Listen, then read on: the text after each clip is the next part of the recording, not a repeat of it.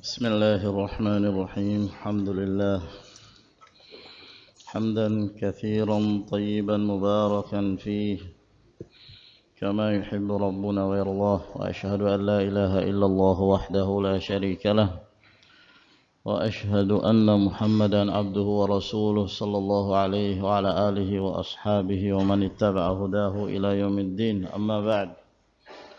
Mengapa para fuqaha selalu memulai pembahasan fikih dimulai dengan kitab taharah?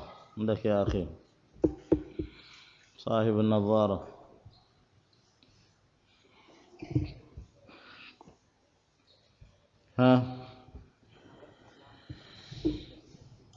Naam. Ya, rukun Islam yang hubungannya dengan amaliyah yang kedua yaitu salat. Salat tidak sah kecuali dengan taharah. Nah, dan syarat sahnya salat adalah taharah. Maka syarat selalu mendahului sesuatu yang disyaratkan. Barakallahu fiik. Taharah terbagi menjadi dua bahagian. Mas, taharah terbagi menjadi dua. Apa saja? Apa?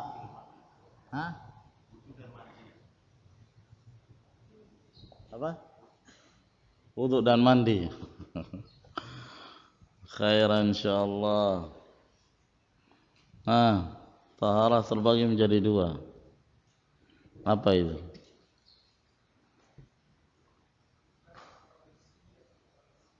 Nah, yang di depan.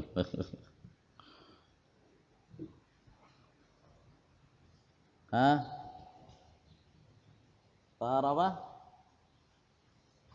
Iya, apa namanya taharah? Apa itu namanya? Hendak. Anta jenis borak. Maknawiyah. Dan taharah hissiyah. Apa itu taharah maknawiyah?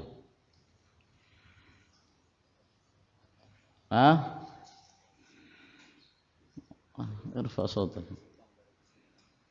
Ya, taharah maknawiyah ini hal-hal yang hubungannya dengan mensucikan hati dari kesyirikan, dari berbagai kotoran-kotoran, kesesatan, kedengkian, al-ghil dan yang lainnya.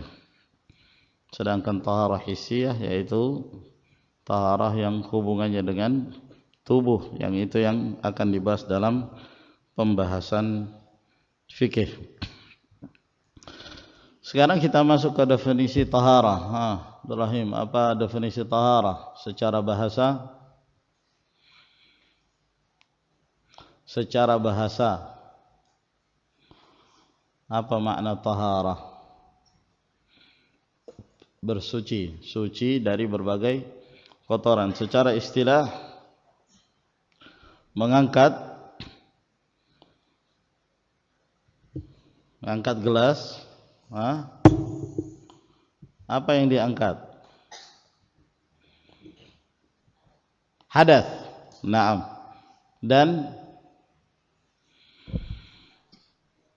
menghilangkan najis, bisa dibersihkan. Menghilangkan najis. Tayyib. Jadi yang dimaksud dengan taharah raf'ul hadath wa zawalul khabath. Mengangkat hadath dan menghilangkan najis. Kita lanjutkan. Berkata al-muallif hafizahullah ta'ala, wal muradu birtifa'il hadath. Yang dimaksud dengan mengangkat hadath izalatul wasfil mani'i. Bagi antum yang belum bisa membaca bahasa Arab, tulis dengan bahasa Indonesia, tulis terjemahannya. Izalatul wasfil mani'i minas salati, menghilangkan sifat yang mencegah seseorang dari salat. Bisti'malil ma'i fi jami'il badani, dengan menggunakan air pada seluruh badan. Jadi menghilangkan sifat yang mencegah dari salat itu. Jadi dari sini kita bedakan antara yang pertama dan kedua. Kalau yang pertama mengangkat hadas, yang kedua menghilangkan najis. Hadas itu adalah sifat yang ada pada seseorang. Jadi dia tidak berhubungan dengan sesuatu yang nampak di tubuh, tidak. Tapi itu adalah merupakan sifat yang mencegah seseorang dari melakukan sholat dan yang semisalnya. Ya. Misalnya ketika seorang buang angin, kentut, tidak ada perbedaan dari keadaan dia. Ya. Hanya yang membedakan tadi sebelum dia buang angin, dia dalam keadaan suci. Setelah dia buang angin, maka dia sudah dalam keadaan berhadas. Kalau melihat kondisinya sama, tidak ada perubahan. Ya. Tapi yang membedakan adalah sifatnya. Yang tadinya dia dalam keadaan suci, dia boleh mengerjakan sholat, maka begitu dia buang angin, maka telah melekat padanya sebuah sifat yang tidak membolehkan baginya untuk mengerjakan sholat. Itulah yang disebut hadas. Nah, jadi caranya apa? Diangkat. Maka yang disebutkan mengangkat hadas. Berbeda dengan najis. Kalau najis sesuatu yang bisa dilihat, sesuatu yang bisa diketahui secara zahir. Ya, ada kotoran, misalnya kotoran manusia atau kencing, di tubuh kita, di pakaian kita, itu bisa diketahui dengan menciumnya, terasa baunya, atau melihatnya, ada tandanya, ada warnanya. Nah, ini caranya apa? Dihilangkan. Kalau ingin menjadi suci, dihilangkan. Jadi berbeda dengan hadas, diangkat. Kalau najis, dihilangkan. Nah, jadi yang dimaksud dengan mengangkat hadas, menghilangkan sifat yang mencegah dari sholat. Dengan cara apa? Menggunakan air. Airnya gimana cara menggunakannya? Fi jami'il badan, dituangkan ke seluruh tubuh. Atau istilah yang lain, mandi. In kanal hadatsu akbar, itu kalau hadasnya hadas besar, hadas akbar. Untuk mengangkat hadas besar, hadas akbar, maka harus dengan cara mandi. Harus dengan cara mandi. Seorang dalam keadaan junub harus mandi, tidak cukup dengan berwudu. Seorang setelah selesai haid, selesai nifas, mandi. In kana al-hadatsu akbar wa in kana hadatsan asghara, dan apabila hadasnya hadas kecil, yakfi mururuhu ala a'dha'il wudhu'i biniyatin, maka cukup air tersebut dilewatkan ke anggota-anggota wudu dengan niat. Jadi kalau hadas kecil, cara menghilangkannya cukup dengan berwudu. Namun kalau hadasnya hadas besar, maka harus dengan mandi. Hadas kecil seperti seorang bangun dari tidur, makan daging onta, keluar angin, buang angin, keluar salah satu dari dua jalan, depan dan belakang, yang mengharuskan dia berwudu, seperti keluarnya madhi, mengharuskan dia berwudu. Nah, adapun kalau yang keluar mani, maka yang wajib bagi dia adalah mandi karena dia berhadas besar. Jadi ini dua jenis hadas, hadas kecil dan hadas besar. Nah, jadi cara membedakannya apa? Cara membedakannya, cara mengangkatnya. Mengangkat hadas besar dengan cara mandi, mengangkat hadas kecil dengan cara berwudu. Wa in fuqidal ma aw ajaza anhu ista'mala ma yanubu anhu. Apabila dia tidak mendapatkan air, ataukah dia lemah untuk menggunakan air, seperti dalam keadaan sakit, atau ada air namun dia tidak mampu menjangkaunya karena air tersebut dikuasai oleh musuh dan yang semisalnya, ista'mala, maka dia menggunakan ma yanubu anhu, apa yang menjadi pengganti air, wa huwa turabu, yaitu dengan menggunakan tanah, ala sifatil ma'muri biha syar'an, dengan cara yang diperintahkan secara syariat, atau yang biasa disebut tayammum, wa sayati dzikruha insyaallah fi babit tayammum, dan akan dijelaskan nanti penyebutannya insyaallah dalam bab yang menjelaskan tentang tayammum. Ini cara mengangkat hadas. Sekarang cara menghilangkan khabath. Wal muradu bizawalil khabath, yang dimaksud dengan menghilangkan khabath. Khabath itu najis, ya. Ai zawalin najasati, yaitu menghilangkan najis. Caranya gimana? Minal badan, bisa dari tubuh. Wathaubi, bisa dari pakaian. Wal makani, bisa dari tempat. Jadi menghilangkan najis dari tubuh. Ada sesuatu yang bersentuhan dengan najis misalnya pada tubuh kita, maka dihilangkan. Atau pada pakaian kita, apa yang kita kenakan ada najis, maka dihilangkan dari pakaian tersebut. Atau di tempat di mana kita akan beribadah, sholat misalnya, di situ ada najis, maka dihilangkan.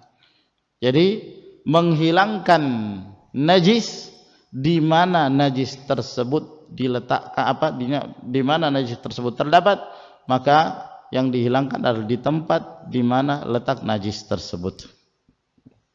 Ya.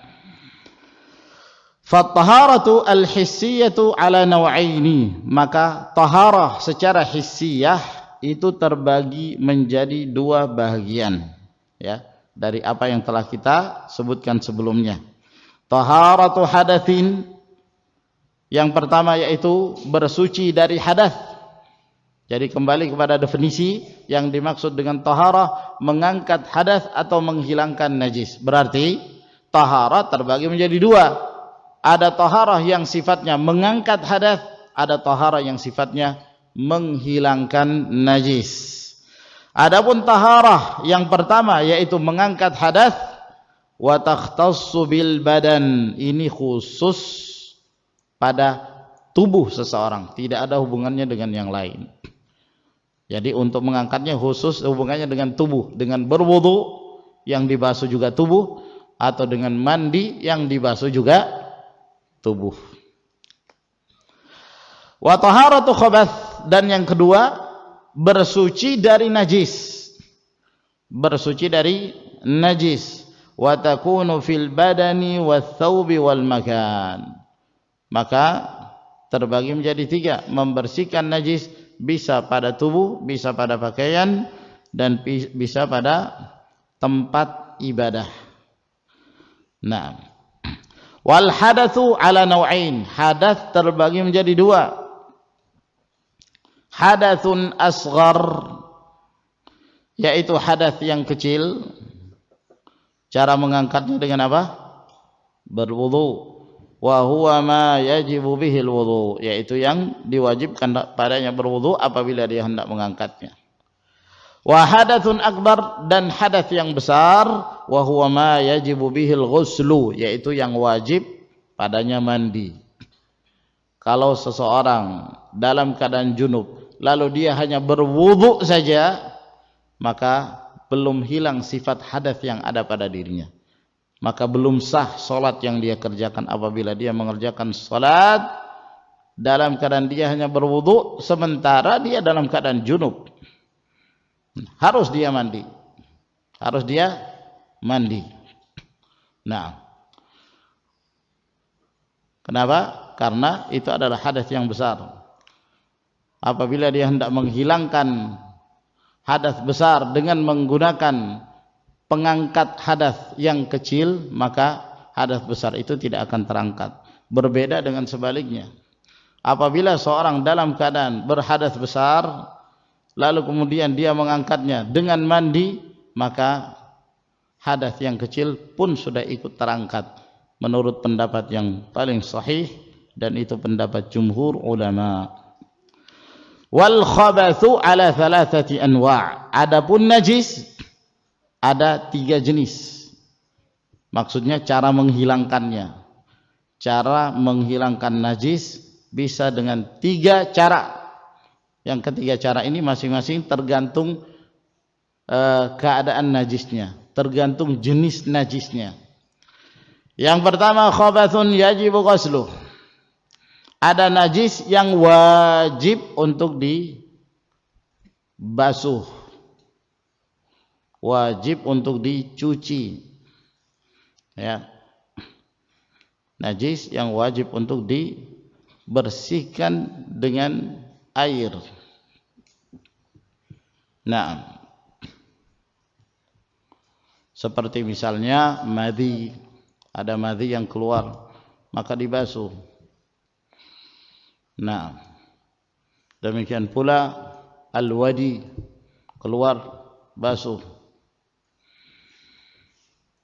Demikian pula ketika seorang buang air kecil dan buang air besar, yang paling afdal baginya adalah membasuh dengan air, meskipun diperbolehkan dengan cara yang lain yang nanti akan kita jelaskan, yaitu istijmar, menggunakan batu dan yang semisalnya dengan ketentuan-ketentuan yang diajarkan oleh Nabi kita sallallahu alaihi wasallam.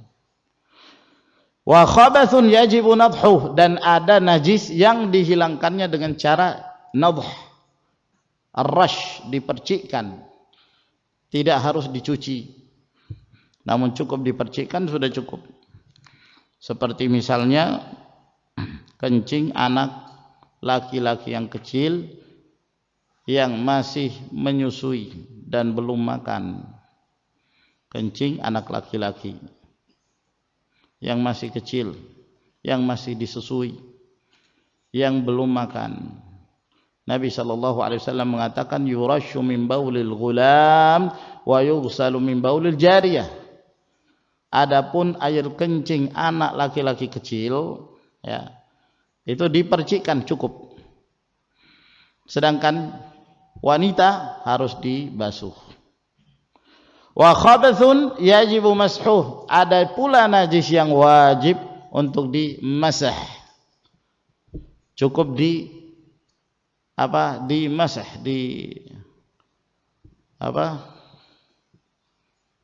ya kawan, dilap, disapu, dilap.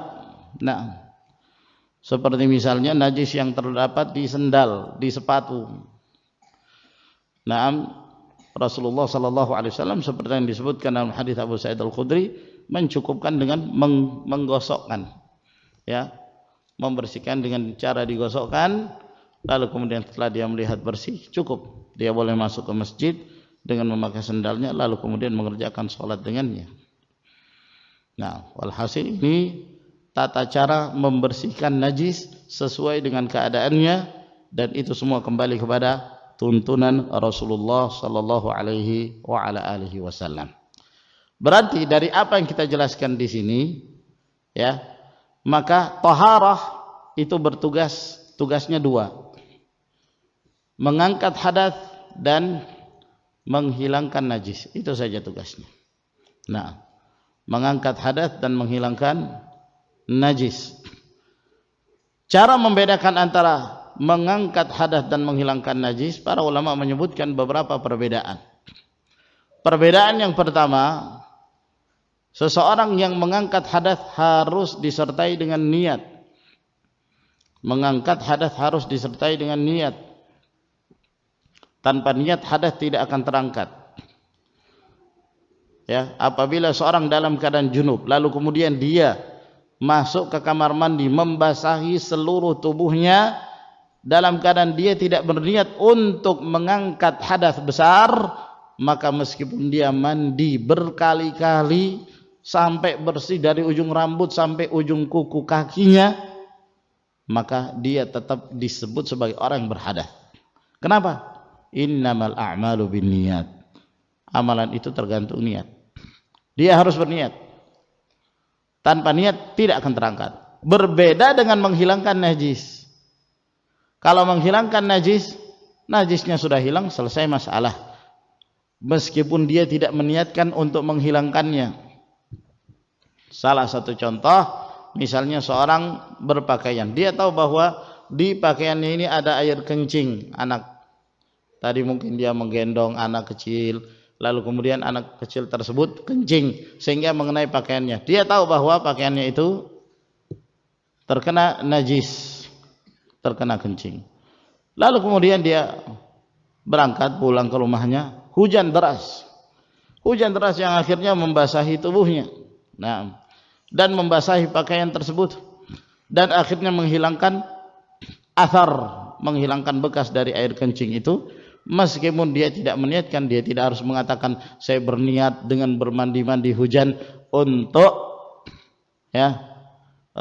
supaya najis yang ada di pakaian saya hilang. Tidak perlu.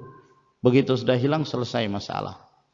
Yang kedua, seseorang ketika mengangkat hadas, cara mengangkatnya membasuh sesuatu yang tidak ada hubungannya dengan hadas atau tempat keluarnya hadas tersebut. Jadi yang dibasuh tidak ada hubungannya dengan tempat keluarnya hadas. Ya. Berbeda dengan najis. Di mana ada najis, maka yang dibasuh di tempat ada najis tersebut. Paham ya? Oleh karena itu orang yang buang angin, orang yang kentut tidak perlu membasuh tempat keluarnya angin. Namun cukup dia berwudu, selesai, terangkat. Orang yang makan daging unta tidak perlu kemudian dia membasuh bagian mulutnya misalnya dengan menganggap bahwa itu adalah najis, tidak, tapi itu hadas, maka cukup dia berwudu, sudah terangkat. Tapi najis, di mana terdapat najis maka dia harus menghilangkan, ya, merupakan tindakan yang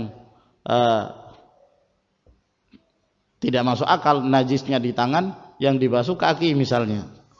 Nah, di mana ada najis maka di situ dia membasuhnya. Kemudian yang ketiga, kata para ulama, bahwa ketika seorang melakukan ibadah dalam keadaan berhadas, tidak ada uzur baginya. Ya. Tidak ada uzur baginya ketika dia melakukannya disebabkan karena lupa atau lalai. Berbeda dengan seorang yang melakukan ibadah sementara pada tubuhnya atau pada pakaiannya ada najis, maka dia diberi uzur karena dia tidak mengetahui. Seorang yang beribadah dalam keadaan junub, lupa kalau dia dalam keadaan junub, naam, sehingga dia mengerjakan sholat subuh. Setelah sholat subuh baru dia sadar, ternyata tadi dia belum mandi, maka dia harus mandi dan dia harus mengulangi sholatnya. Sebab sholat yang dikerjakan dalam keadaan junub tidak sah. Berbeda dengan seorang yang mengerjakan sholat sementara pada pakaiannya ada najis, namun dia lupa. Kapan dia mengingat? Setelah selesai sholat. Setelah selesai sholat baru dia mengetahui bahwa ternyata ada najis. Ini tidak mengapa, sholatnya sah. Sebagaimana yang difahami dari hadis Abu Sa'id Al-Khudri radhiyallahu taala anhu, tatkala Rasulullah sallallahu alaihi wasallam salat memakai sendal dan beliau melepaskan sendalnya disebabkan karena pada sendal beliau terdapat najis. Jadi ini akhwan beberapa cara untuk membedakan antara hadas dan najis. Wallahu taala alam bisawab. Insyaallah kita lanjutkan pada pertemuan yang berikutnya. Wa akhiru da'wana alhamdulillahirabbil alamin. Tafadhalu hafizakumullah.